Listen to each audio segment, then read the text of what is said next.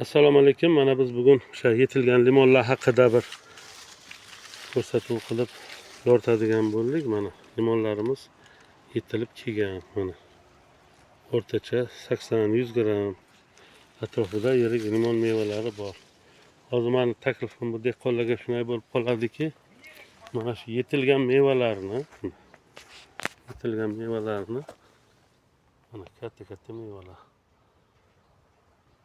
Avgust oyining boshida o'sha xabarlaringiz bor, 80 ming, 70 ming bo'lgan paytida uzib sotishni taklif qilyapman. Mana buning ikkita sabablari bor. Birinchidan yerda o'sha narx-navo sabab bo'ladigan bo'lsa, chunki narx-navo juda baland bo'ladi. O'sha avgust oyiga kelganda xullas o'rtacha 15 kilo, 10 kilo hosildorligi bor har bir tubda. Agar buni biz o'sha avgustda sotadigan bo'lsak, yaxshigina daromad bo'ladi. Mana yaxshigina daromad bo'ladi. Mana barmoq bilan ko'rsatganda ham ko'rib turibsiz, juda ham yirik. Mana shuni taklifimiz dehqonlarga, shuni yirigida sotishni, keyin buni salgina ertaroq shakl berish kerak. To'g'rimi dehqon bu?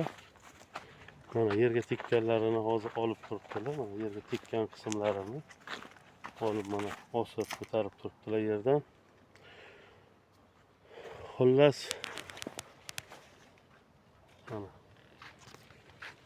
o'sha ko'pchilik o'ylaydigan, buni pishiraman, saqlab sotaman.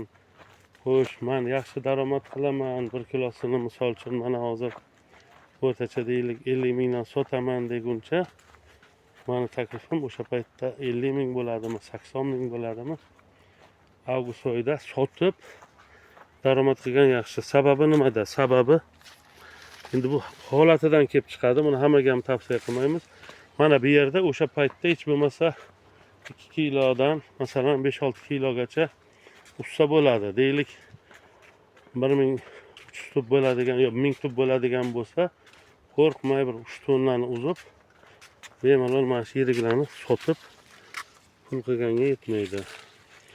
Keyingi muammo mana shu bargidan oziqlantirishni hozir tavsiya qilib turibman. Kuchli ravishda bargidan oziqlantirish kerak bo'ladi. Mana holati yomon emas. Endi hosilga kelganda hosil yomon emas-da endi. Chunki orasiga mana ekin ekilgan ekan, bu ham to'g'ri usul emas deb o'ylayman o'zimcha. Orasiga ekin ekilganda shu ekin ekilish natijasida hosildorlik biroz pasayib ketgan va o'sha o'sish holatlariga xalaqit bergan.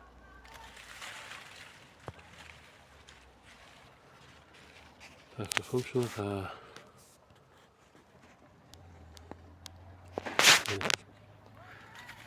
Bemalol 5 ta 10 tagacha hosil bor.